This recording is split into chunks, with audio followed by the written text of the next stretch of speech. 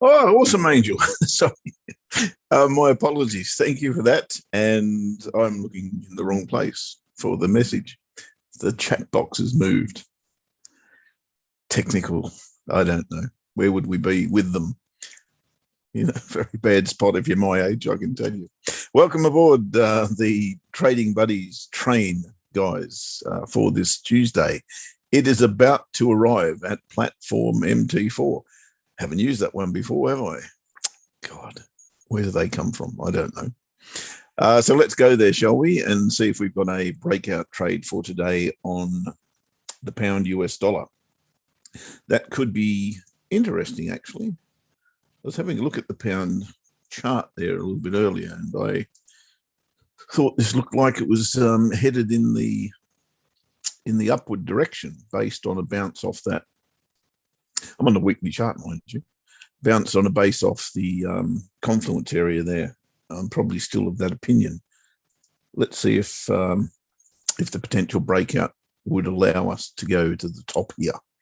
We shall see. Of course, we do that on an hourly chart. Those of you here for the first time, this is a work in progress, I'll put it that way.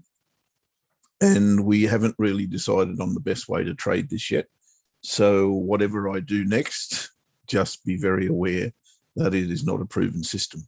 What we're attempting to do is trade a breakout of the range of yesterday plus today thus far. As it turns out, that would be the range of yesterday in its entirety, given that today's price is well and truly inside that particular range.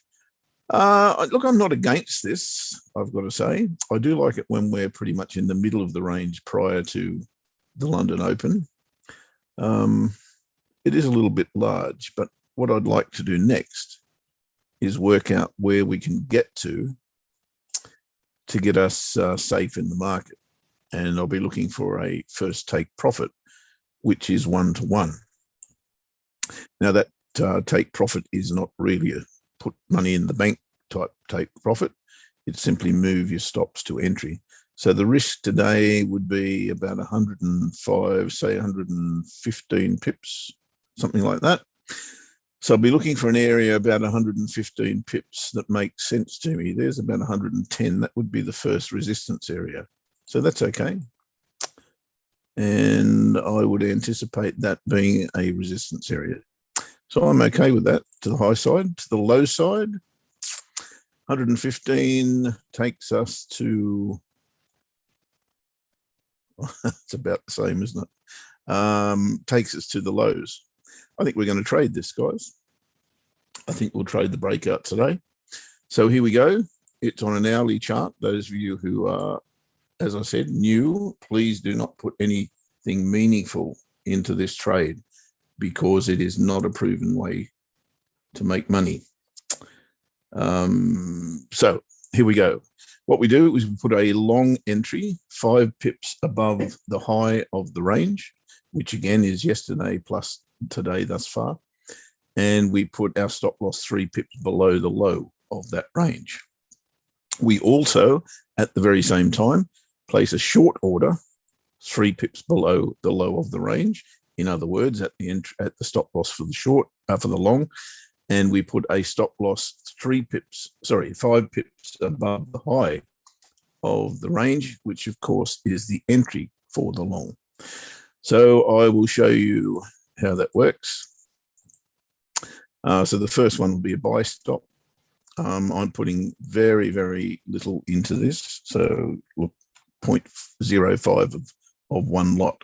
That's what I suggest you guys do if you are going to follow it. Better still, don't trade it at all until it is proven to be a consistent winner. So the entry level for the long is going to be 5 pips above that candle, or the high of that candle. 1.3640 is the high. So it becomes 1.3645 as our entry. 1.3645. And we put our stop loss 3 pips below the low of the range, which is 1.3531 becomes 1.3528. So 35.28 to 36.45. Can I remember that? Let's see. 36.28, sorry, 36.45 to 35.28. Here we go. So that's the long in place. Now here's the short. Again, that will be a sell stop at 1.3528. And the stop loss will be 1.3645. I think I said. I'll tell you what, it's near enough, I'd reckon. Yep, looks good. All right, so there we are. We have the order in place. Now, what happens next? If we do get triggered into the long, we cancel the short, and vice versa. If we get triggered into the short, we cancel the long. Now, our first take profit level is at 1-to-1, which, as I said before, is a little bit of a misnomer. It's actually not a take profit level. It is a move your stops to entry level. Some would say that's one and the same thing, and I'm okay with that. What did I say? 116 pips. Can't remember the numbers. 65.28, 38. Can't remember. 116. We'll go with 116. So TP1's at 116, which is, let's say, 137.61. 137.61 is right about there. And below us, our move stops to entry level will be, as I said, pretty much bang on that resistance support area. 134.11, let's say. 134.11 is pretty much bang on that line, as I said. All right, so we're set to go. Any questions around that? If you're new to the show, then please feel free to for the room at any stage. If you're watching us on YouTube, Angie will probably have, if she hasn't done by now, she will probably put a link into there, which will allow you to enter the room and ask us anything you like. You can even come on screen if you want to be a movie star. Well, you know what I mean. It's not really a movie star, is it?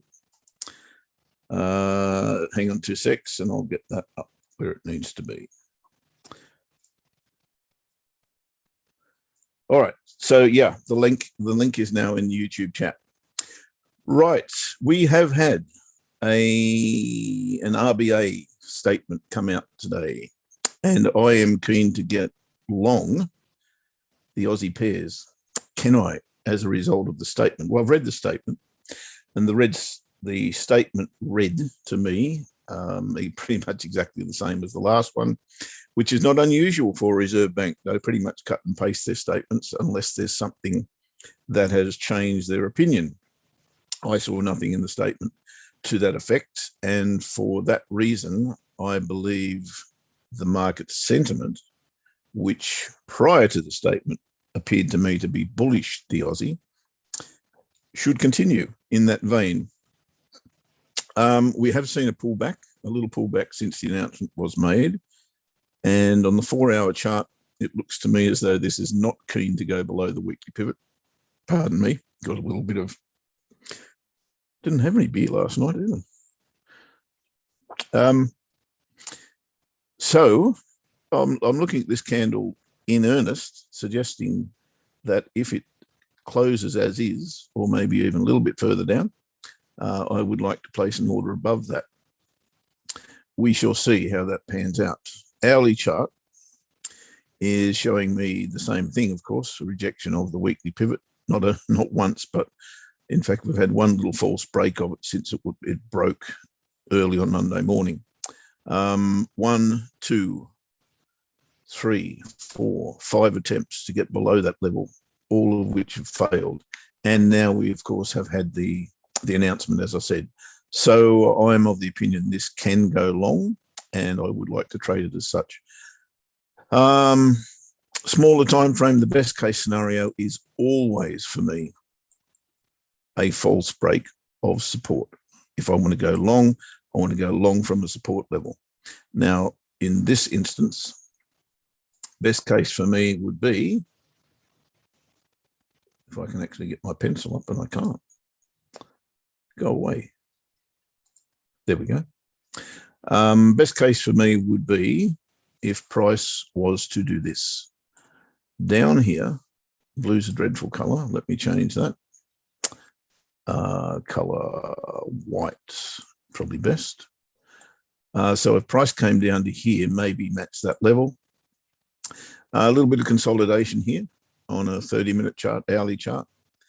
Back above it, even rise above the daily pivot would be good, then come back and retest that level. That is the signal for me to go. So that's the best case scenario. Second best case scenario. Second best, yeah, that works. Would be for a break and retest of resistance. So up here, it's got to take that level out. It's the high of the day, that's the thing. Then come back and fail to get back below that trend line at that confluence area, perfect. I would even take the riskier approach and enter at that level. My MO is normally to enter at that level, but I would start to build a position here. I'd be willing to put maybe 0.25% on at that level and take my profit, my first profit, making me safe at, well, maybe even not doing that, moving my stop to entry at that point, and then building a position from there with another 0.25%, taking something off the table here at the highs, 81.15 or something. So that's the plan for Aussie yen. Aussie Swissy won't be much different. And I'll briefly go through that. Oh, by the way, we've got Dr. George coming in very, very shortly. He's going to spend a little bit of time with us on Tuesdays, and really, really looking forward to that. You guys who like to trade price action and you haven't been exposed to the way George trades will be fascinated by the way he goes about his business. Too scary for me, I will say, because he trades on 5-minute charts, but there's absolutely method. He's not madness. There's definitely method in the way he goes about his business, and I'm sure you'll be intrigued by what he has to say. So that's the best case scenario. Second best is that. Third best, don't really have one, but maybe an approach and a pullback here. Maybe if I can get my entry just above the daily pivot would work as well, taking something off the table there and maybe there. We shall see. That's Aussie yen. Aussie Swissy, as I said, that's where I was going, wasn't I, before I distracted myself, as I normally do. Aussie Swissy, not dissimilar in that I'd still like to see, well, you can see the market structure that I've got in place here is very much a rising channel, and we've got a bounce off the bottom of it and then just a whole bunch of nothingness, a whole mess. I'd really like to pull back away from there first before going long again. So another test of the bottom here would be great. Then get back above here, retest that level, then I can go long. This is too tough for me at the moment. The chart's dreadful, and for that reason, I'd be looking to have that support level broken and then proven to be false. That is Aussie Swissy. What else did I have? CAD yen, I thought, was the trade of the week if it sets up. Hasn't yet set up, but I was telling you yesterday that we're right at the top of this range. If I go to a wider chart, you can see that very clearly. The range that we are in, we put in a beautiful little tweezer top there suggesting downward price movement, which we got in part, but now we've had another crack at breaking through that, what is about 88.30 level or something in that vicinity. So I haven't seen a way to trade this yet. I think it is an inflection point. I'm not convinced that we're going short, but I need a signal to say that we are. Should we break this level and retest it from above, things change, and I then look to go in the opposite direction, probably returning to trend, which is long. I'm really keen, actually, in the ultimate or in the bigger picture, to actually get this long because of that beautiful and pronounced tweezer bottom sitting there at a strong support level. But until that range breaks, then I've got to trade the range. So still looking for a lower high. We're back in here again. Lower high. I'd tell you what the best case scenario would be: price to break down below the weekly pivot, then come back and retest it, give us the lower high there. That would be the time for me to go short. That's CAD yen. We had 2 weekly game changer bars that we were looking at yesterday and refused them both. This is the first of them. Euro Kiwi. Now, Euro Kiwi on the bigger picture, I know I'm on a weekly chart, but the bigger picture is very, very clear here that this 165.40 level is a no-go zone for bears at the moment, being held up for the entire 2021 calendar year, and we're still in this range. You could probably extend that range if you wanted to, but the range that we're currently in suggests to me that we're going long again before we go short. Now, same applies as always. If we break down and retest once we've broken out to the short side, then things change. But until that happens, my mind has to be going long. That's in direct conflict with the candle that precedes this current weekly candle, which of course is the game changer bar, which suggests that we're going short. And if that's the case, happy days, you can go short without me. Reason being, we're trading straight into that strong support level, and we don't have a reward to risk ratio there that even looks like it's attractive. So that's a no for me. Now, that said, it is still a shot over the bow. It's an indicator that is telling me price will go and test this level again, and I'm okay with that. And the way I would treat that is if we got a test of the pivots, monthly and weekly, and the dailies or dailies down below them at the moment. If we got a test and rejection bar after this sell-off, we'd have to see a little bit of buying come in. I won't trade that bar. But if we saw a little bit of buying come in and we got a rejection bar that looks pretty much like that at this level, then I would consider trading it short, as long as I've got room to take profit before the support level. And that, of course, is the key. So candle's too big to trade. That candle's too big to trade. But if I find a 4-hour daily bar, something like that, coming off these pivots, then no reason why I can't go short, which is what the weekly candle is telling me. That is Euro Kiwi. The other one is Euro Yen. And Euro Yen is a far more decisive bar than we saw, but it's nonetheless just as effective in terms of telling me the next direction is short. Exactly the same issue. We're trading straight into a support level. We've got the same range that we're talking about. And for that reason, my anticipation is that I'm looking for a higher low rather than trying to trade this short. I have got a higher low in or potentially in formation, but I can't trade that candle. That candle's not suggesting to me that that there's a rally about to happen, maybe to the pivots, but yeah, I can't trade that. What would I like to see? Same as always, I'm on a daily chart. I could have a support trade line across here. If that were to break to the downside, give me the higher low that I want, but with a candle that I can trade, then happy days, or back above the trade line, retest it, and then we can look to go long, but not at this point. In the chat box, John. G'day, John. How's your shoulder, bud? Good day to you as well. So that's really the week that was setting up for, I told you about CAD yen, didn't I? That was the week as it set up for me. There were 2 today that were key reversal bars or game changer bars. I think I mentioned Aussie Swissy, but surprise, surprise, today it was telling me short, not long. Interesting. Guess what? The day before that, it was telling me long, not short.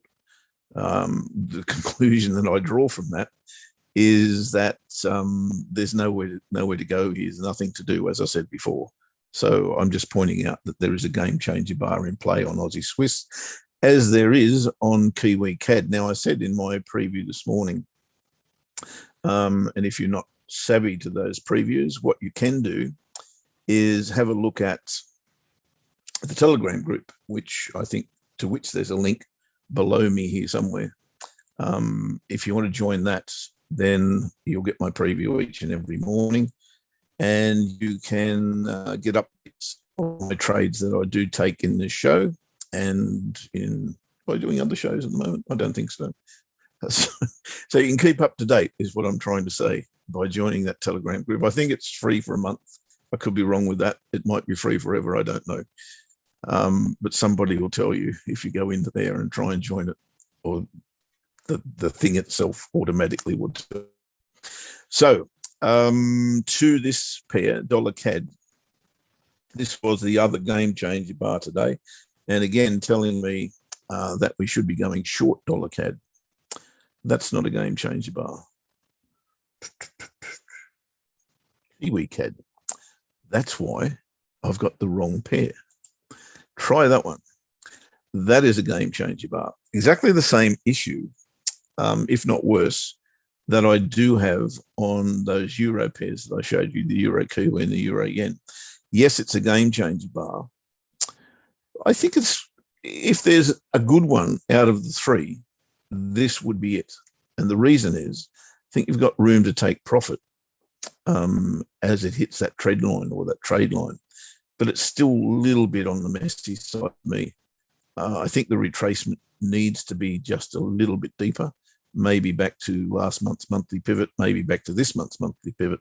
Then if I saw a reversal bar that's got a green tinge to it, sitting up here, I think I'd be keen to go short then. Of course, it is at, again, an inflection point where you would expect one of two things to happen, and that is bounce off it, go long, as I said, maybe to the monthly pivot, or break through it. And it's then that we have to make a decision. As always, that decision is made for us by what price does. And price can do break, consolidate back above, retest, in which case I'd go long, or it can go break, retest, in which case I would look to go short. Parameters around that, of course, would be not trading into the support level without profit in the bank. So that's pretty much where I'm at with the two game changer bars today. I'm interested today in two pairs. One is CAD Swiss. CAD Swiss was last week's trade of the week, and it's gone absolutely nowhere since it actually took us into the trade, which of course was above that candle. Risky because we're at a resistance level, but it did look really, really, really good to me. This week, however, I see that we're at a reasonably strong, I won't call it out of the box strong, but it's reasonably strong resistance level. So what I'm now waiting for, and on the daily chart, we've got a beautiful little tweezer top sitting there at that level as well. There's one above it that we've probably bounced off. That's where the tweezer top is. You can see the resistance and support that's been there. So I'd be looking for a lower high here. It's taken so long for this to go anywhere. You can see the consolidation that we've been in since the weekly chart suggested last week was going to be a full-on buying session. Turned out not to be that. So I'm willing to trade this now back into this range here. But I need to see that become a false break first, or do I? Maybe, maybe not. We've got a double top sitting here. I think a lower high in this vicinity, maybe at that level, gives me the right to go short. Again, I'd like to see a candle look something like that, sitting over here. And anytime now, we've had a little bit of buying come in. So anything that looks like that, or even that sitting over here, I think I'd be willing to go short. But best case scenario, as always, is to come back underneath that trade line, then retest it, then trade it down to the bottom there. Okay, pound. How's the pound going? Doing absolutely jack, and that's all fine. We can wait for that to break out. By the way, somebody asked me, I think it was last week or the week before, when do I cancel those breakout positions? And the answer is I don't, because the more it stays in that range, the more likely it is to break out and form a trend, which is exactly what we're trying to do here. When we're trying to trade breakouts, it's all about what happens after the breakout. And that's what we're trying to capture, that run, if you like, or the extension of the move or trend. And that's why we try to catch these moves all the time. Okay, I just want to have a look and see if George is in the room yet. G'day, Lewis. How you doing, bud? And I don't see George in the room yet, so we will continue on.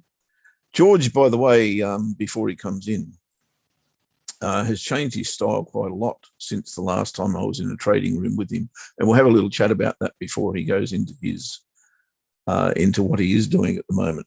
He used to trade pretty much exclusively the euro-dollar 30-minute chart, which of course is very dear to my heart, because that's where I spent probably 8 years. 8 years? Yeah, probably something like that. 8 years just on that chart, nothing more than that. I tell a lie. I used to trade euro yen and pound yen on the 4-hour chart at the same time, but euro dollar was where I spent, yeah, absolutely 8 years of my life just doing that. Are you saying boring? I can hear people saying boring. Well, maybe so. And I've got to say to you, in the first 5 years of that time, the market was an entirely different beast than it is now. The euro dollar chart was so reliable. I was going to say predictable, but that's not the case. Reliable is probably a far better word. In other words, if price did do this, then that's fine. But if it didn't do that, then it was going to do something completely different. And I still think to a degree the market is reliable in that way. If you can actually get hold of that market sentiment that changes every minute of the day, of course. But in general, if you can grab hold of that, okay. Today, for instance, Aussie RBA statement. If the RBA, no, I shouldn't say that, the RBA did, in my opinion, say very little, and market sentiment prior to that was, I'd say, hawkish rather than bullish, the Aussie. And really nothing has happened to change that from the RBA statement that I read anyway. Sometimes I read things and the market does completely different. That's why I'm not a fundamentalist, and I'm certainly no economist. So I don't have a lot of qualification. No, I don't have any qualification in that area. But what I do have is the ability to judge logic and sometimes common sense, but mostly logic. So it's logic to me that if the RBA said nothing and the market sentiment on the Aussie was hawkish / bullish prior to the announcement, then the Aussie has to rally, doesn't it? If something else doesn't happen, of course. And that's the key. If the RBA had have said, okay, we are going to raise interest rates before 2024, which is the current prediction from the RBA, then the market has every reason to react to that. And if it doesn't, then something else is going on. And that's my whole point. Reading that news and trading around that news is very, very interesting. Don't like to trade during, but after is a very, very interesting science. And we must attack that one day. I think Ash and I have a little bit differing opinions on that, but that's good. I like having differing opinions. I saw somebody come in the room then, and I've got a funny feeling it might be George. But I can't see him.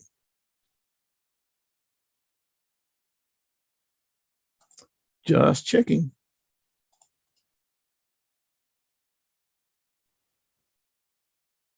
George, you in? Lewis, oil did break 77. I'll have a look at that in a tick. Maybe it wasn't George came into the room. Okay, let's have a look at oil then. What a good idea. Now, I don't trade oil per se, but I do take note of what it's doing because it can really give you a good indication as to what the Canadian dollar might do.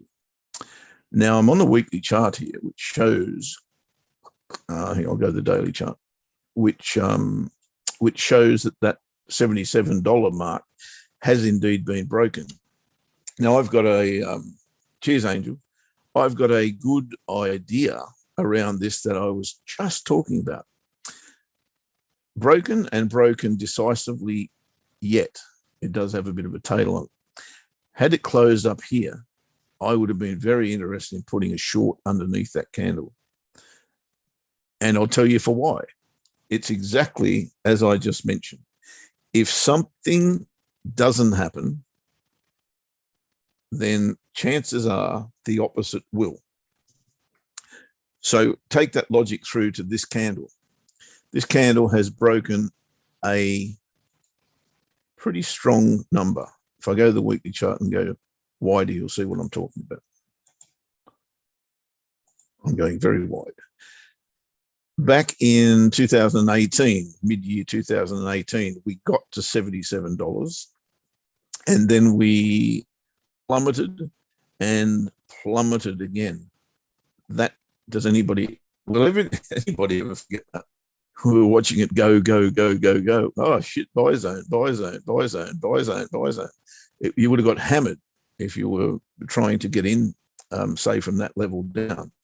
And your stops just would have been obliterated. But anyway, as things do, this recovered very, very quickly, and now has had 2 attempts to get through 77. This one at the moment looks to be potentially successful. Yet, the level is so strong, in my humble, that I believe one of 2 things is going to happen. And like I said before, if one doesn't, then the other probably will. So the first thing you would, I was going to say conclude, I was in the witness box once, and I was being questioned by a barrister. And he said to me, I was a witness against the perp. And he said to me, what evidence do you have that this person did what he did? And I went through a whole diatribe of okay, well, he did this and he did that, and he looked like, and you could assume, and he just cut me down then. He just cut me down. He said, you assume, do you? End of section.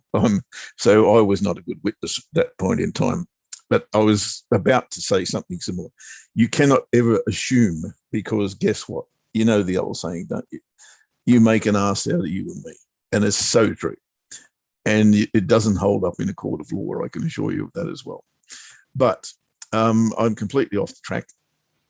What I was going to say was you would reasonably conclude that when you've got a big buying bar that breaks a strong resistance level, that if the buyers are going to continue, they're going to continue from here and they're just going to hit new highs, or they'll come back and test the level and then go again. That's the reasonable conclusion that you're able to come to, in my humble opinion. However, if neither of those things happen, then what do you think is going to happen? We're going to, in my logical and humble opinion, go in the opposite direction until we hit a support level. So, is it reasonable to consider that you put an entry underneath that bar and you take some profit at the first support level, which in this case is around about the 73 mark? In my humble, it could be a bit higher, but that makes sense to me. I never used to do that until I trying to think for the first time. Might have been the second time we went to Bali. And if you ever get the chance to go to Bali and it's within your means, then do so, because it's just a great, not Bali per se, but what happens in Bali. What happens in Bali stays in Bali, right? Doesn't it, Lexi? I can see Lexi in the room. But you've got, I think last time we were in Bali, which was pre-COVID, of course, we had about maybe 40 traders in the room. And yeah, yes, Lexi. And just rubbing shoulders with those dudes who are at, varying levels of expertise, and some of them, just legendary traders. You pick up things, right? And this was one of those things. And it just made perfect sense to me.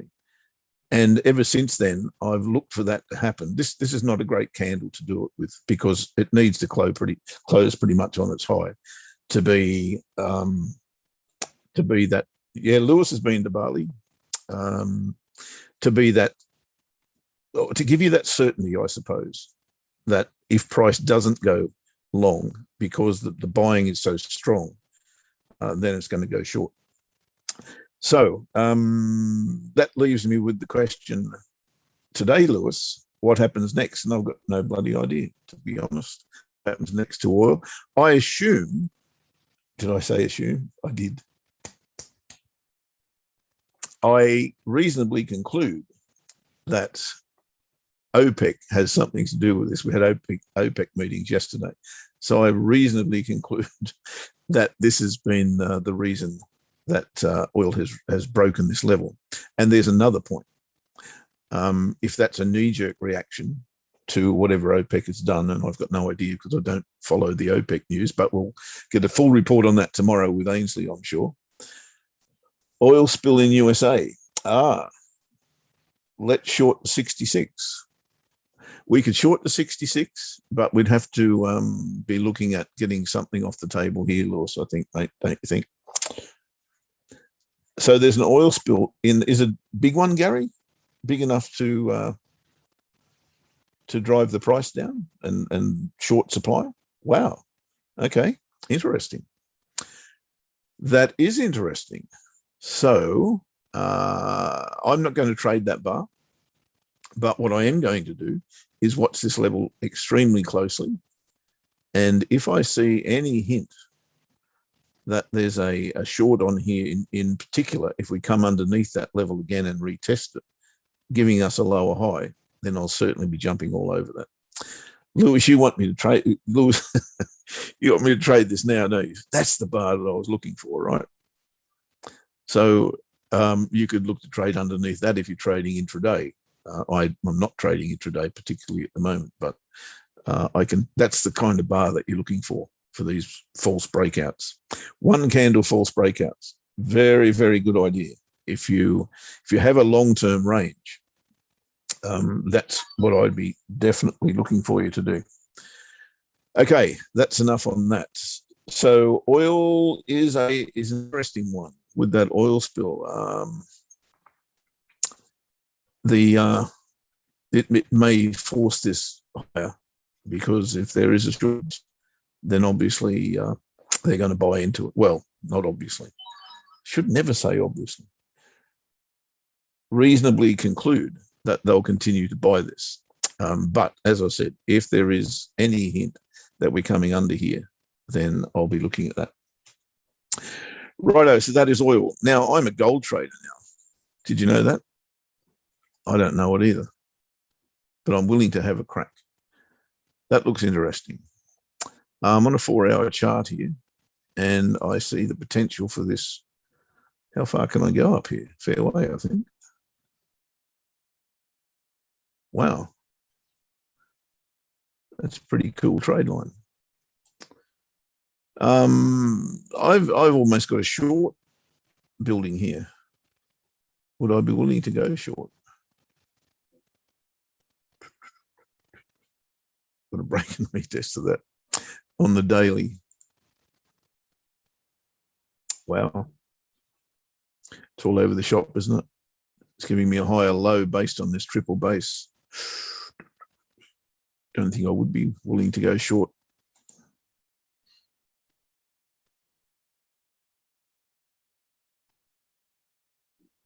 What have we got? An hour and a half to go. Uh, I would. I would need to see this candle be bullish and decisive, and needs to probably close. Oh, wrong one. Needs to probably close about. Oops.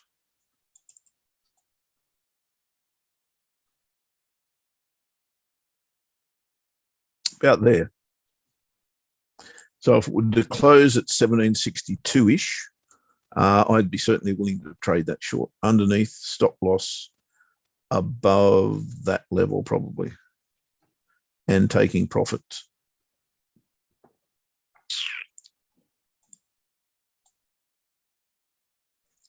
There. 1749. Not a lot, is there? 1-to-1, but I'd certainly be taking profit there with the potential for this to continue going short down to this area. Of course, that's where the reward comes from. All right, that's gold. Go for what, John? Go for oil short. You just tell me it's going to go long. Oh, gold. Okay, gold. Yeah, look, I'd be willing. If I get this candle to close up here, that'd be fine. That'll work for me. Angel, could you just message George? I think he might have the wrong time, because he was going to be in about 20 minutes ago. If you could do that, that would be wonderful. And I don't want to miss out today because George has got the wrong time. Because I want you guys to be introduced to George. It's not dissimilar to the way Ash trades, but it is different, if you know what I mean. Fascinating. And he trades gold on 5-minute charts. So I'd be really interested. That's why I'm kind of keen for him to come in. I want to get his opinion on this. What else is happening? Oh, euro. We haven't spoken about the euro today yet. And whose chart is that? No idea. Let me find it on mine. Euro. There we go. All right. Euro. What directional bias do we have on the euro? Broken the range. Interesting. That's the weekly chart. Last week's weekly chart. And now we look to have come back above that. What's that line there? Doesn't mean anything to this chart, sadly. But that does. So we've got one here. Daily. Get rid of that.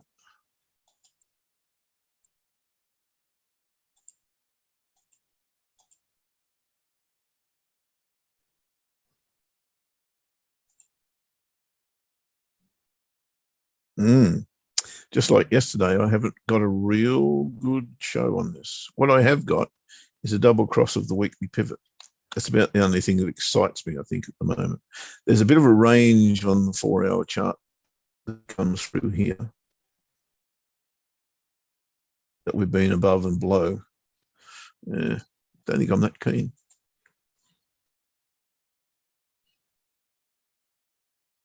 About the only thing I can see that I'd be interested in short term would be this.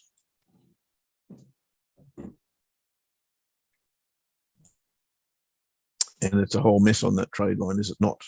What I was hoping to find was not what I found, but I can probably find it here. No, can't. Doesn't exist. Okay, what is my humble opinion telling me? It's telling me we're going to get another test of the daily pivot, but I can't find any way to trade that with any conviction at all. So that's a no. Okay. Angel's just telling me that George hasn't responded, so he may have something may have come up. I'm guessing that would be the case. Euro, yen, and pound yen. Not seeing anything at all. Okay. I want to talk candles. Who trades candles in the room? John has a question. Mate, come on, by all means. Angel, can you give John Powers, please? Yeah, don't. No, this G'day, is just bud. an oil chat. Yeah, I'm good, man. Wasn't Oil. there a story that the Chinese had dumped a lot of their crude oil reserves on the market? Is this why Lewis might be wanting to short? Or am I just Okay, too so we've got an sorry. oil spill that's big in the States telling us to go long. And sorry, what was your... This was a few days back that I thought I might have got it wrong that the Chinese had dumped a lot of their crude reserves on the market. I might be Okay. wrong. Yeah, I kind of heard that whisper as well. Lewis is probably all over that. Lexi's probably all over that as well. And if we don't get an answer that is meaningful, I'm sure Ainsley will tomorrow.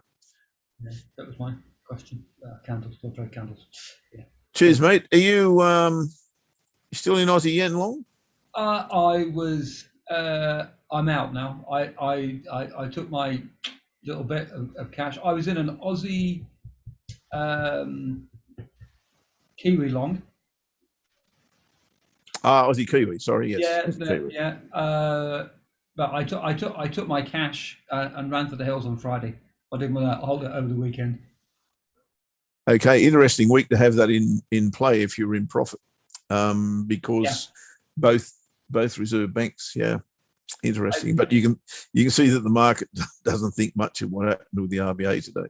Yeah, I took my profit and I ended the month positive. Not a lot, but it was a positive month. So I thought it was better to clear the decks and start fresh. Cool. Yeah, looks tough, really tough with the Aussie pairs at the moment.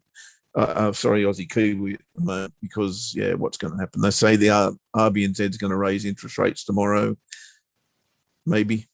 I thought the Aussies might have started the ball rolling this morning, but they didn't. So I thought, well, I'm glad I'm out of that. So did absolutely nothing. They're not talking tapering to any degree anyway. They've kept everything. Their asset purchases are still going. Nothing's changed. So on that basis, why would the Aussie not continue to rally? Lewis is on this.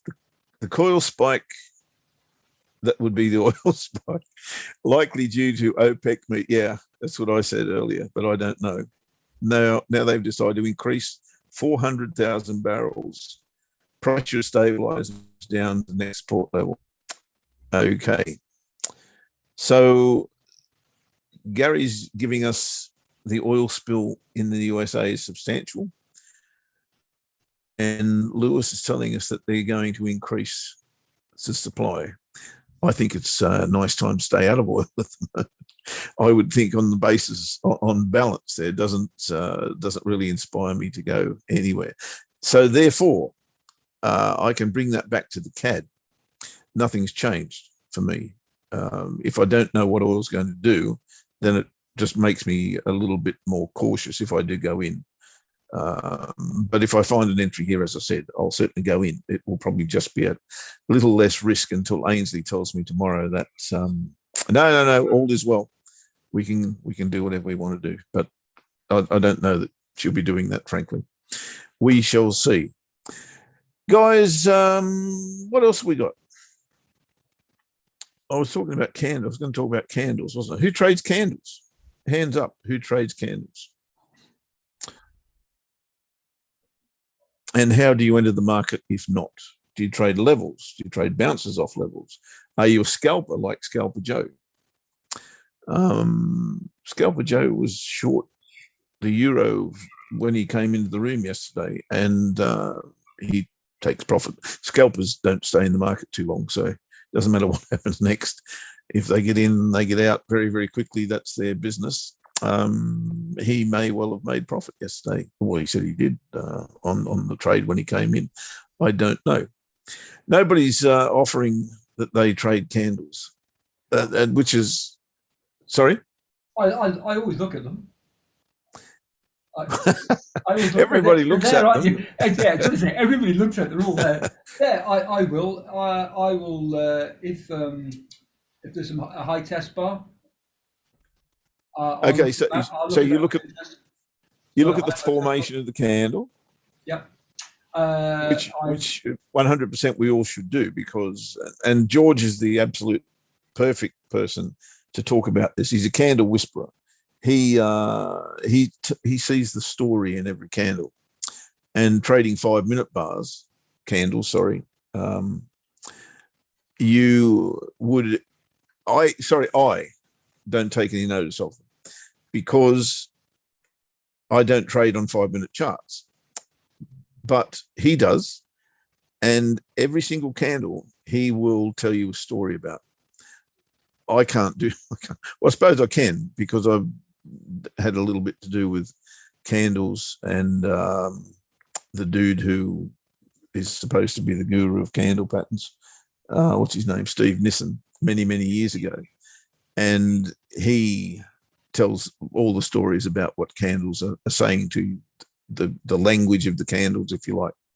And I find that fascinating, to be fair, but I rarely apply it in at that level. But George does. He's very much a case of, okay, here's that candle's telling me this, the very next one, or the previous one's telling me that, and the next one, if it does this, it's going to do that, etc., etc., etc. He really is a candle whisperer, and I'm just so disappointed that he's not in the room. But he is going to come in on Tuesdays as a rule. We'll just need to get the timing right, I think. So I'll tell you what candles actually mean to me. They show me, not as a single candle normally, but they show me support and resistance in context. The context is more important to me than the candle. And for that reason, Euro Swiss, you'll have a look at it in a minute, mate. The context is more important than the candle. So here's two candles here, for instance.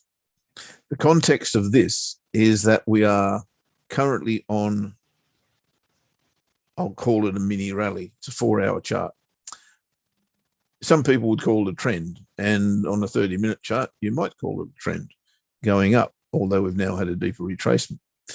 But the context for me is all about those two candles, which really don't mean anything to, let me say, a chartist, maybe. There's no candle pattern in any book that I've ever read that would suggest that you trade that. I don't believe. Could be wrong. Oh, is that called cloud cover? Cloud cover, maybe. Maybe. But that would suggest to trade it short if it is dark cloud cover. I think so. So that would suggest that there's something coming. And I think you would trade that short. I wouldn't do that. I'd be looking to trade long.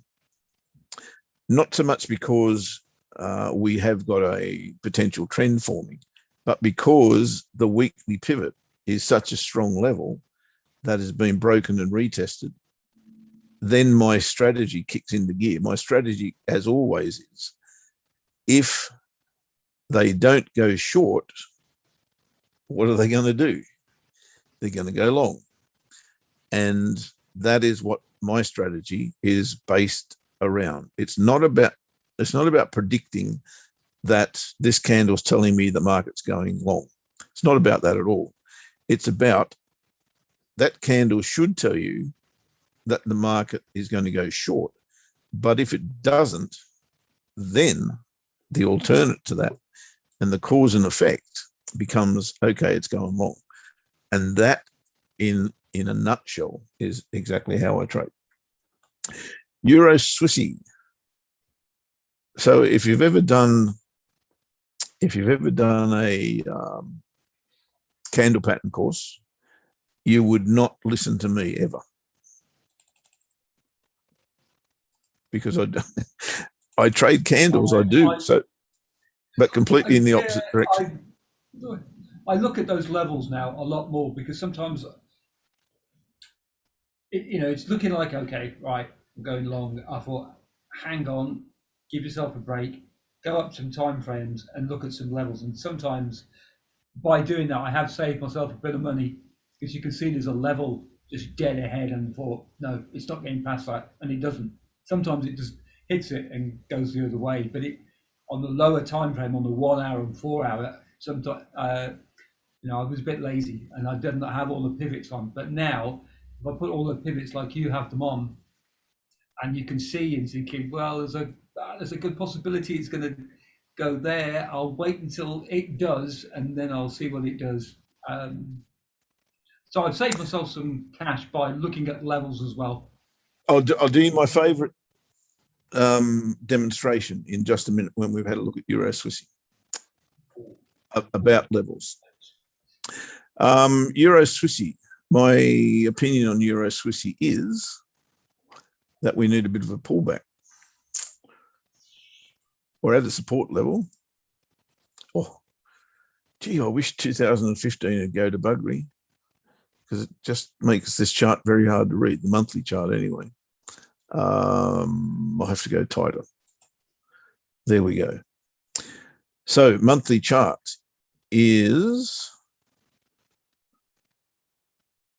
wow, all over the shop.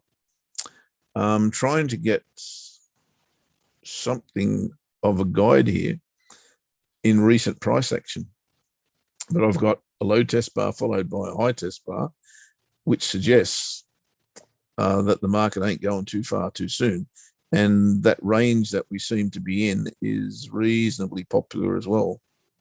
We've been hanging around there forever. Doji, doji, doji, spinning top. Yeah, this level's fairly popular, isn't it, on the monthly chart? That leads me into thinking range, which is good. I can do that. And for that purpose, we now seem to be at bottom of that very range I was talking about. Now we've had a big breakout of that to the high side, following a small breakout of that to the low side. I think we're due a pullback here, guys. That would be my analysis straight away. But are we there at that level yet? That level may well be here, and I'd be inclined to think it probably is.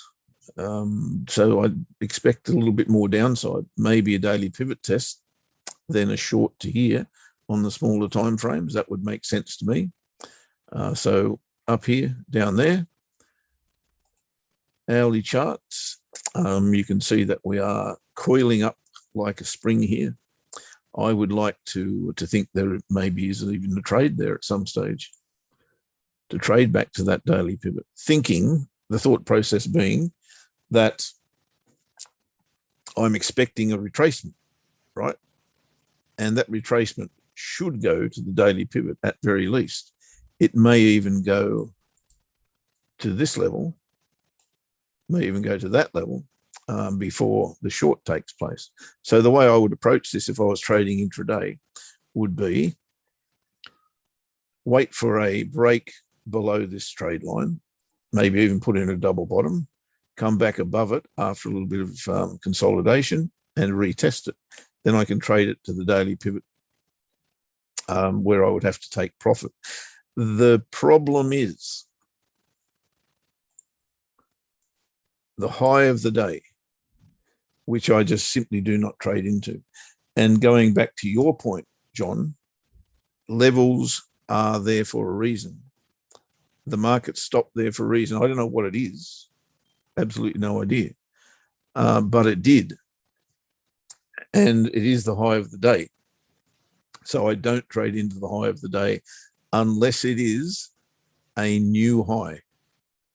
You could argue that it's higher than that, but really? I mean, you're clutching at straws there. It has to be a new high for me to trade into it. So I wouldn't do that. So I'd have to get into the market, say down here somewhere, and take profit before there. That would be the way I look at that.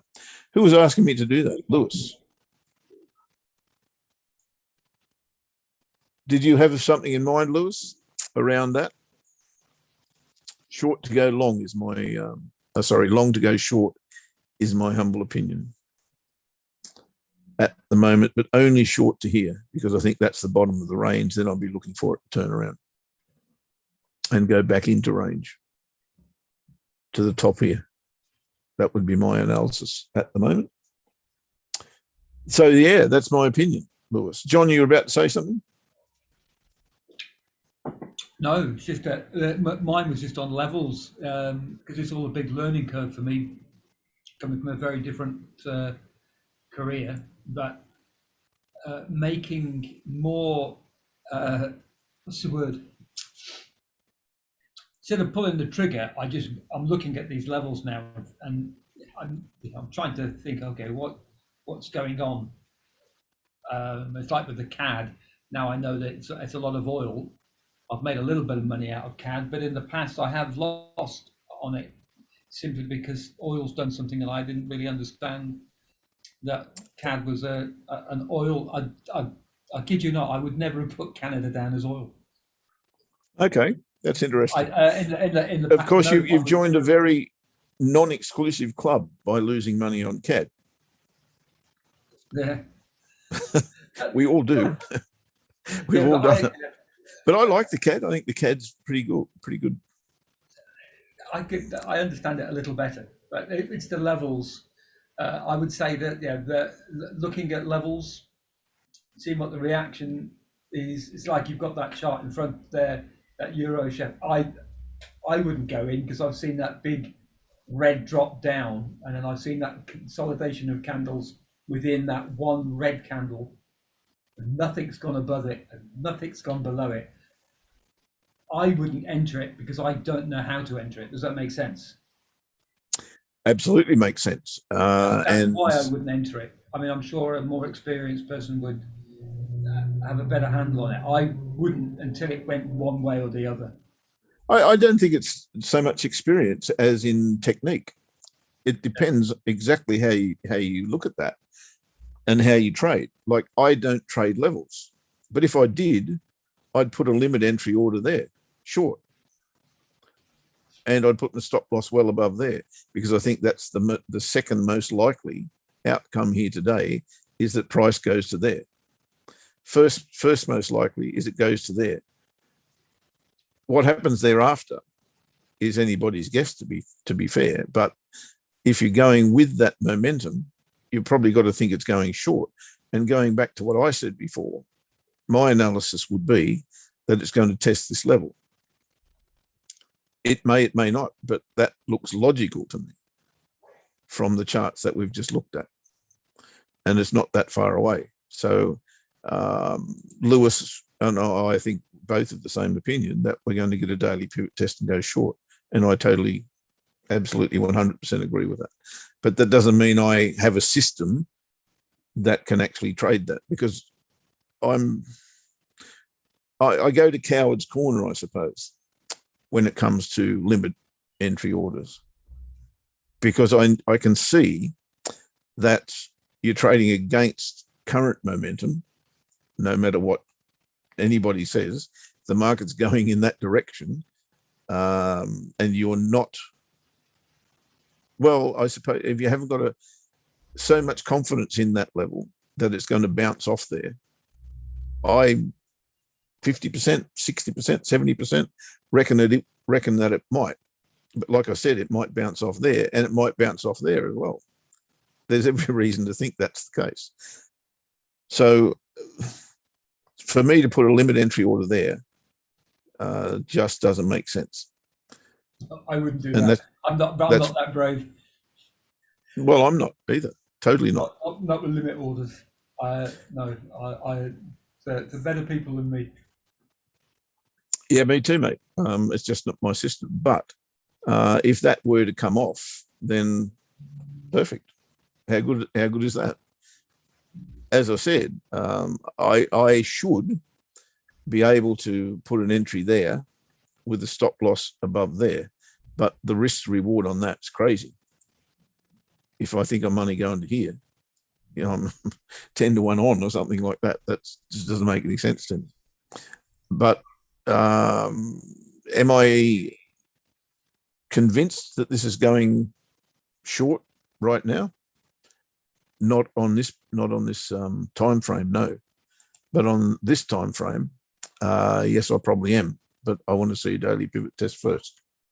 Anyway, Lewis, I think you and I both agree that a daily pivot test will happen. It's just a matter of when. And the only way I can trade that is the system that I know, and that is trade off a false break of support, because that's logical to me.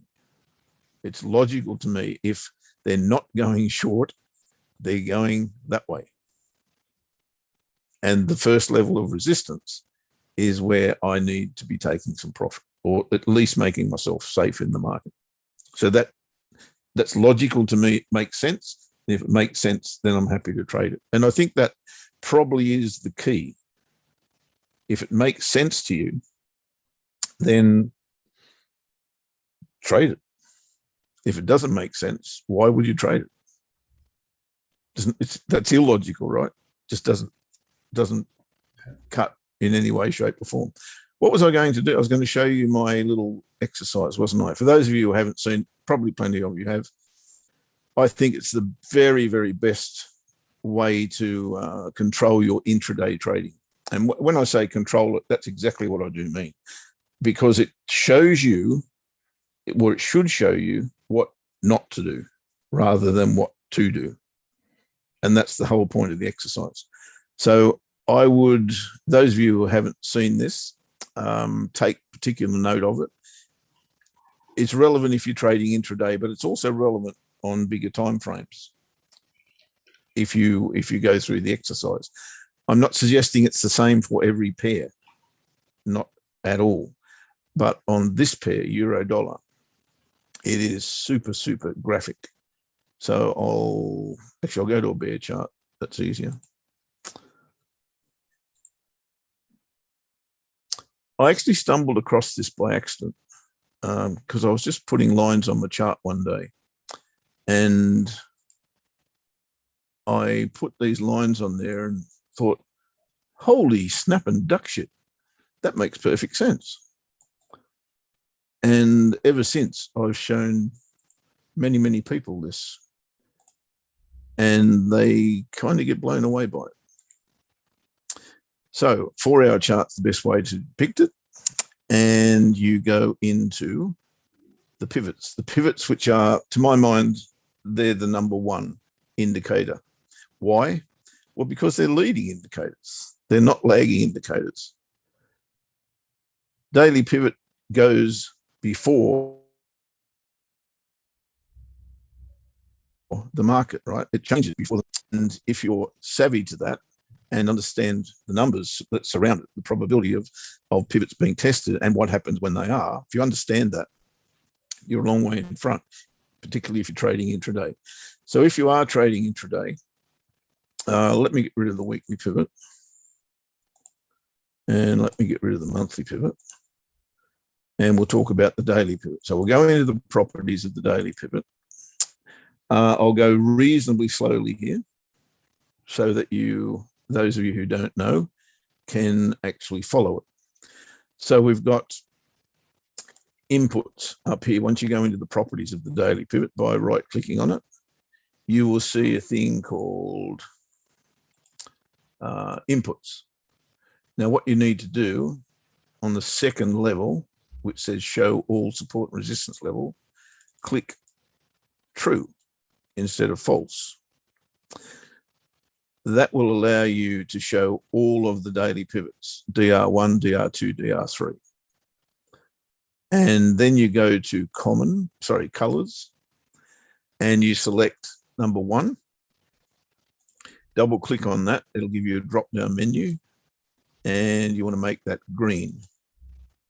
You also want to make it bold. So go to, say, number 3, style's fine. Then you go to number 4.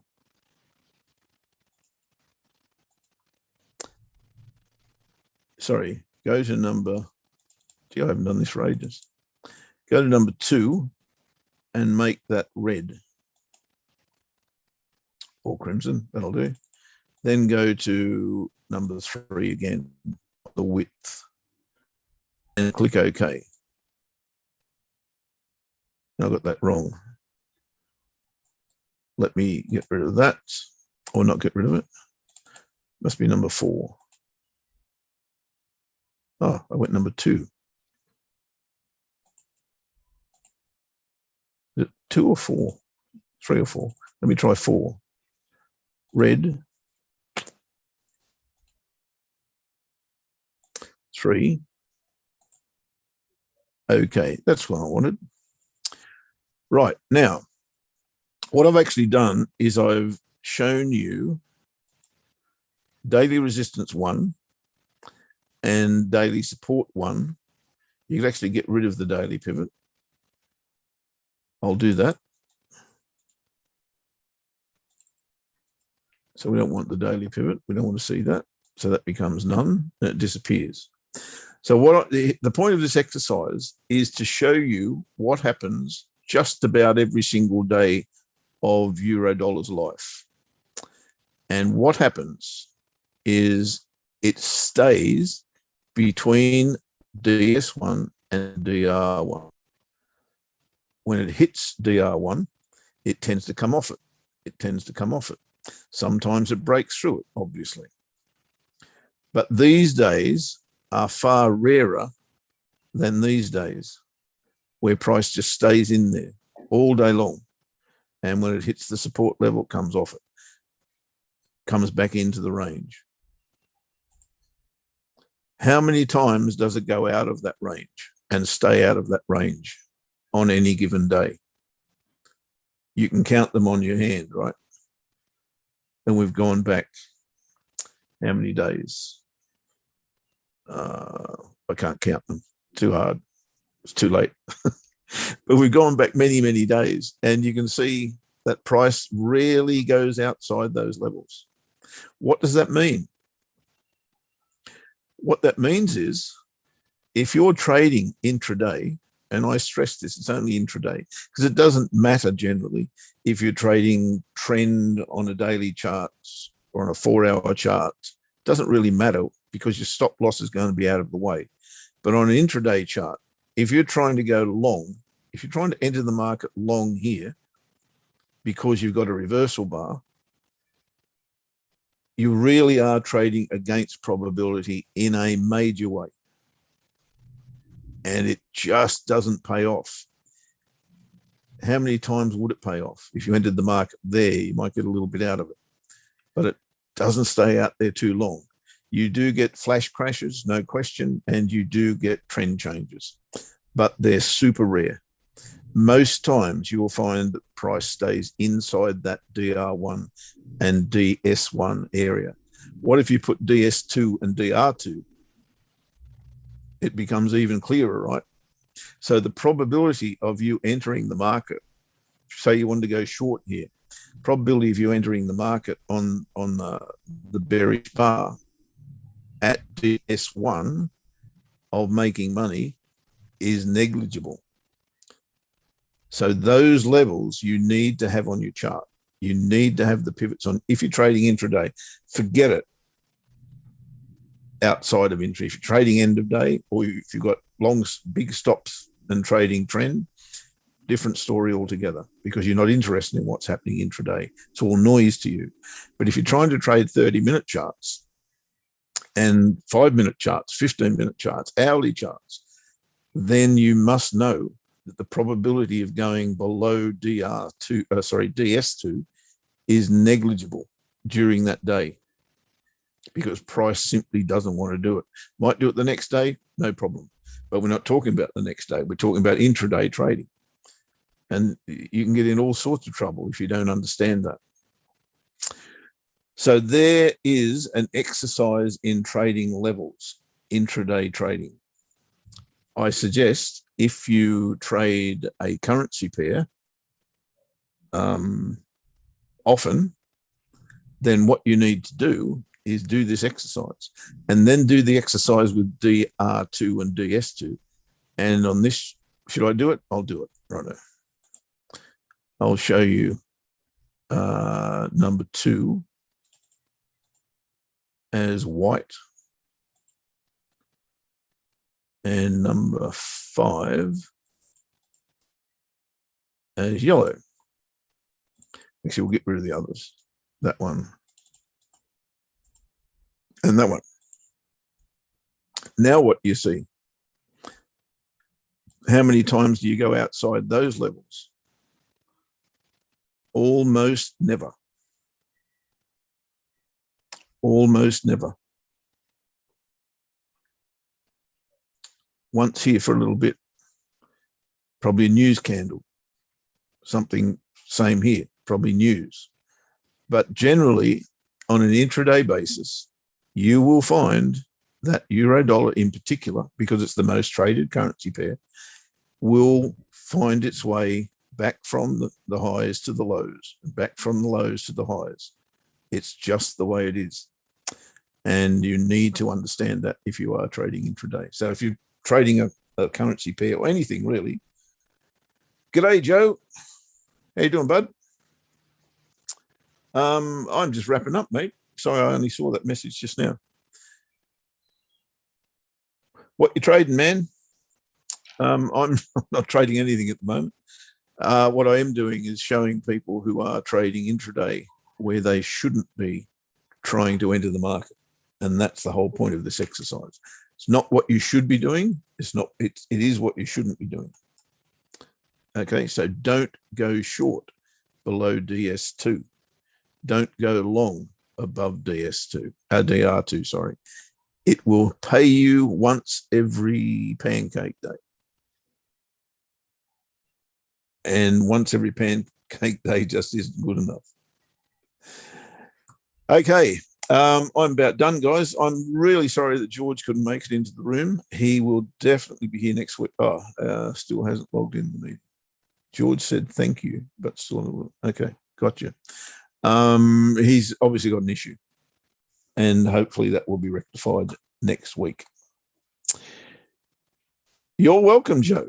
No problem at all. You just scalp the pound short from the supply zone. Okay, happy days. How are we going with our pound order? Nothing has happened yet. So we're trading the breakout of the high or the low. Either way, we're happy if we go beyond our one-to-one. Righto, folks, that is it for today. Thank you, John, Lewis, and all for your participation. Joe, sorry I got your message late there, mate. And we will catch. Sorry? I think George is about to arrive. Oh, is he? Yeah, I think he got it. Okay. Well, I'll hang around for a bit. Yeah, he's an hour late. George, there he is. Hello, buddy. George, can you hear me? I can hear you, mate. I can hear you. How are you, buddy? I'm doing very well, thanks. Can you see me there? Just switching all my stuff. Can't see you yet, no, but I can certainly hear you, which is all good. Did we get the timing wrong for you? No, it's perfectly fine. It's 2 minutes to go now to the time I think we set. Is that correct? No, obviously we've miscommunicated. It was an hour ago. Was it an hour ago? Yeah, Open of London session. You know, that's because Lord, I was thinking GMT. And I just said, okay, GMT +2. I didn't even think of Open of London session. My apologies. Yeah, well, that's probably my fault as much as it is yours, mate. The point is, next week, we'll know. Hey, listen, whilst you're there, look, we'll extend the session a little bit, eh? Have you got 15 minutes up your sleeve? Yeah, no, sure. I'd set aside the wrong 15 minutes. Not a problem, mate. I'll just briefly introduce you as somebody who was a man after my own heart many years ago when we first met in Bali. I think you were trading euro dollar pretty much exclusively on a 30-minute chart. Yes. And so was I pretty much, with a little bit of variation around that. Right. Interestingly, I now trade, because of personal circumstances, daily chart and weekly charts, and you now trade 5-minute charts. Is that because you're so young and I'm so old? No, I did some research and they said if you trade the 5-minute chart, you might live longer. So that's kind of. Is that right? I'll send you that. I would refute that entirely. I think it'd kill me inside a week. It's that stress that keeps you alive, you know. The blood pumping. That's what it is. Yeah. Adrenaline rushes. Yeah, but that's what I'm trading 3 markets now. It used to be just the euro. Interesting enough, way back I traded just the Aussie dollar. Then when the time that we're talking about was just the euro, but now it's the euro versus the dollar, is gold and S&P 500. Two very interesting ones at the moment. Gold and the S&P, because the S&P has been in a little bit of a lot of a correction mode. Does that really matter to you if you're trading 5-minute charts? How do you go about your business? What I do, and I always start off with I just like to think of it as a macro view. Remember, I'm trading price action, so all I have is 2 moving averages on my charts: the 10 moving average and the 20 EMA. So I look at the daily chart and just try and get a sense of what's happening. And interesting enough, the S&P 500, I've kind of kept it out of my live trading show. I've focused on the euro versus the dollar and the gold, because I trade that suitably for us in the afternoon into the evening. But then I noticed, it's been in a very, very strong bullish trend until we're at the break of that trend line.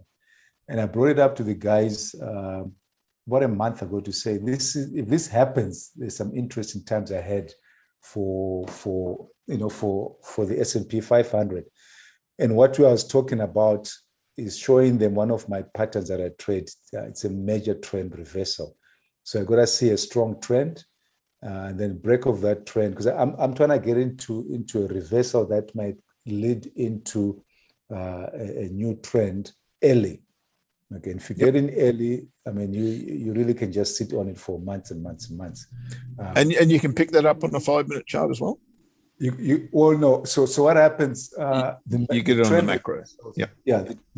So the patterns, and there's this thing that says patterns are fractal. So whatever pattern you see on a higher time frame, you see on a lower time frame. So what I want to see on the higher time frame is what's happening with the big guys like Jeff, etc., on the weekly, and because that kind of just gives me a very light bias that I hold lightly too. Then from the daily, so let's say that reversal is kicked in. Let's S&P 500, for example. Let's say we reverse into a bear trend. Right now we're in the trading range. If it starts to move into the reversal on the bear trend, I would have seen it. Now, if I see a setup on the bear on the daily that tells me there's a decent enough reversal that the bears might kick in to trigger it, on the 5-minute, I'm going to look for that and I'm going to catch it early. Or if a daily trade, I might have to put in whatever 50 pip stop. I'll put a 5 or 10 pip stop, and on that day we ride the same wave, but I get a higher return. So I'll say 5 or 10 pip stop. Yes, definitely, mate. Are you looking at anything at the moment? I guess you're looking at something every 5 minutes. Every day, virtually, there are setups on the 5-minute in those 3 markets. However, one of the key things that I've really kind of honed in is to trade infrequently, if I can put it that way. And I trade infrequently by only focusing on two broad themes of strategies. One is pullbacks to the 10 EMA in a strong breakout, because I use the 10 EMA as my trend line for a breakout. And if I've taken that or missed that, then I want to look at the first pullback to the 20 EMA. Those are the things I want to trade primarily on in terms of a trend. Then the other things, look for these major trend reversals, which means I have to know what's happening in my trading ranges. Because if you've got the trend going to a trading range, I've got to catch those that early shift when the structure starts to change. Which means, are you able to share a chart with us, mate, to demonstrate? Yeah, such a sure. Let me just. Okay, this is going to stop your chart, so I hope that's fine. You what? Sorry. Oh, I stopped my chart. Yes, my chart's not doing anything. All good. All right. So what I put up here is just for illustration. Let me go to the S&P 500. All right. So this is what I've been talking to the guys about. I started talking about I mean this very long. If anyone has been looking at that, I mean this is just going on for a long time. You know. Yeah, amazing. Absolutely amazing. You know, if you go back, you know, February 2020 after that reversal there, that's a reversal. It's a measured move. I'm not talking about that now. But if you see that happening, and that kind of pattern can repeat itself on a 5 minutes, on an hourly, whatever it may be. So for me, what's interesting, okay, there's a break of a trend line. So now I'm immediately thinking major trend reversal. It's an alert. Doesn't mean it's going to happen, but now I'm alert to it. I get all this double bottom. Now I get a boost when I resume the trend. And guess what we get here? We then get double top, lower high in a major trend reversal alert. That says to me, George, if you have to wake up, you must wake up. You will not go to sleep after seeing that, because everything that we've seen here is telling us the bears are strong. They're strong enough to break the trend line, strong enough to now create a lower high, a double top, lower high. So I want to see how to trade that. So now on that particular day, I'm in the market. I get up early. I'm looking in the Asian session. If it doesn't set up there, I got to wait to see what happens when we get that break. But by the time the daily low is broken, I probably have had a setup much earlier up here. And I'm not putting my stop here where the daily guys were. I'm putting my stop somewhere within here. It's not random stops. There's proper technical levels. Okay, so that's kind of how I look at it. Now, when I come to every day, I'm always opening up my macro charts. That's to get a look at what's happening. So that's S&P 500. Gold, I have the same kind of thing. Now, gold was interesting. You know, came off the double bottom here, and that's because of these closes here. But we've been creating lower highs, and at that point, when that happened, I thought, oh, okay, this is good for the bulls. But if the bears are strong, they're going to reverse that immediately. But they didn't. You know, so we had a bull candle, then we had another bull candle yesterday. But it's an outside candle. That's a trading range: sell at the top or buy at the bottom. So that's interesting for me when I go into the day. I'm looking to see what kind of trading range setups are there. I'll come to the 5 minute very quickly. But euro versus the dollar, again, I mean, this really for the guys who were trying to take the trades that I was talking about would have been a classic, because we've kind of followed all of this for, for the whole year, and everything we've been talking about, measured moves. So for example, let me not use my jargon. When we were here, we said that was a strong bear breakout beneath this level and also beneath this low. Why is it a breakout? Because a breakout in a follow through. The moment you see that, you say, okay, let me wait for the pullback. Decent enough pullback just off the 20 EMA. But where is it likely to go? First leg, pullback, second leg. I leave that to them. Say the bears who created this want to get that far. That's where they want to go. Okay. Then you obviously keep watch the rest of the price session. You get a double top, but you don't ignore the bear price session that you had. So when all of this resumes, I'm just looking bearish on the 5 minute. I'm looking to sell. Okay, all sorts of interesting patterns there. That was an interesting one. I was looking to sell, didn't get triggered, so it's an inside day. But how do I keep alert to that? If I go to my euro dollar 5 minute, there's a daily setup. I do that on every 5 minute time frame. So this is today. You can see the daily separator. So always, what was the low of yesterday? What was the high of the previous day? What is the 50% pullback, half the trading range?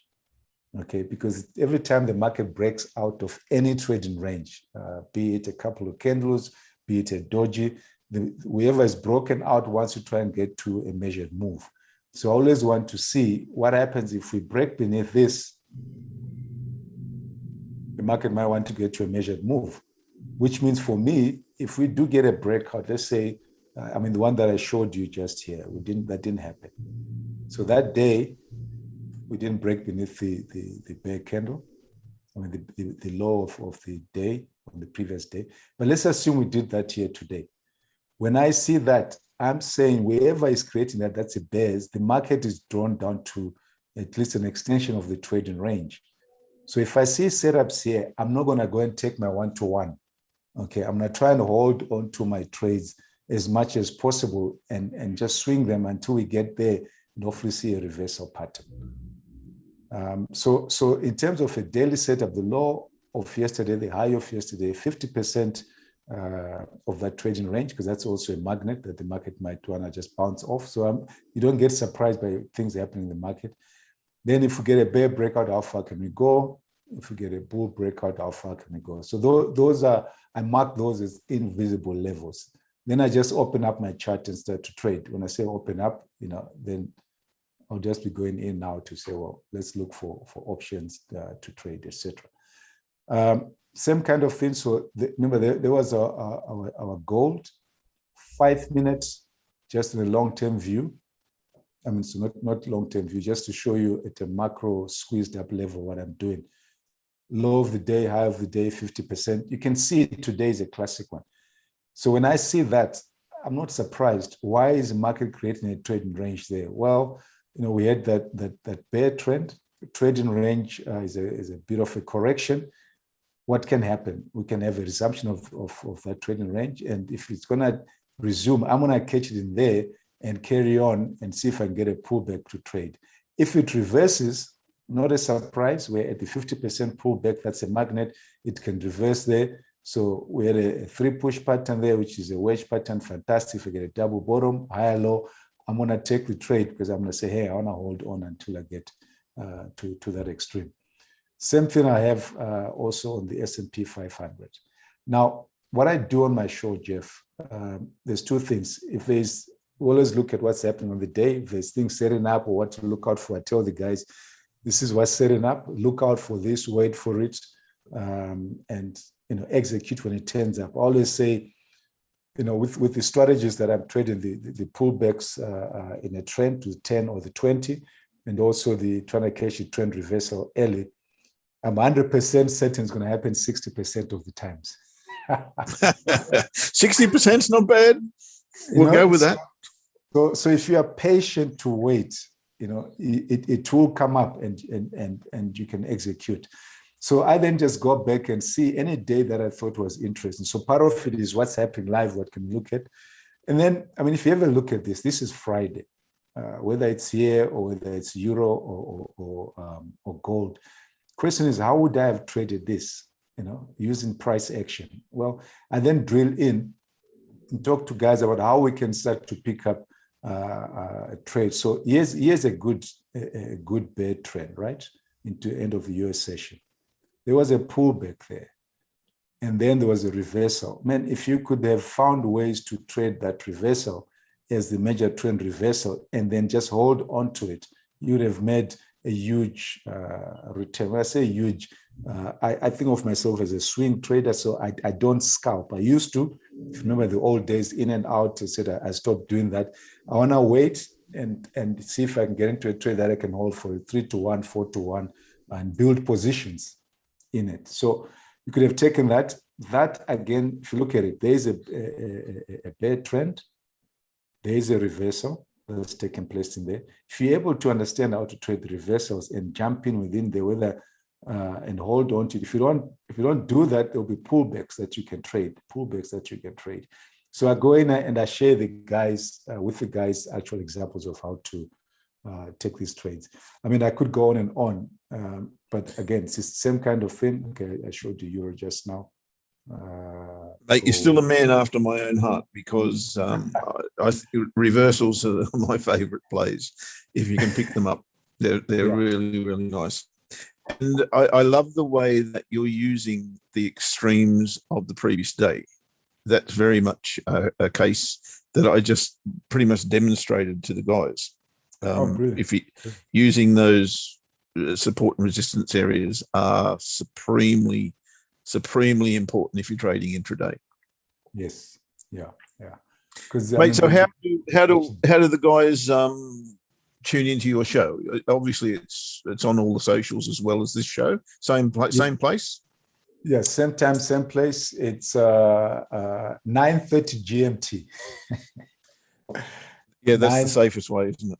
Yeah, that's the safest way for an hour. And I think you really love it because whichever way that guys trade, if you can get an insight into just price action trading, you can then overlay that with your own strategies just to give you that extra edge in the market. So 9:30 GMT is about now, isn't it? It's an hour from now. So it's 8:30 in the morning. Really? Yeah. Oh, yeah, I'm on daylight saving. Okay, got it. You see, that's why I go GMT, man. We don't have daylight saving. We just have one fix. So I get confused. But GMT, that should work. So 1 hour from now, is that how many days a week? Every Wednesday, one day a week. Every Wednesday for an hour. Okay, mate. I'll see if I can find time tomorrow, and I'll come in. I'm fascinated by what you do, frankly. And though I can't see myself going 5-minute charts, I want to keep my hair not grey as long as possible, but it's getting there already. Are you gone already? There you go. That's why. And you're a young man.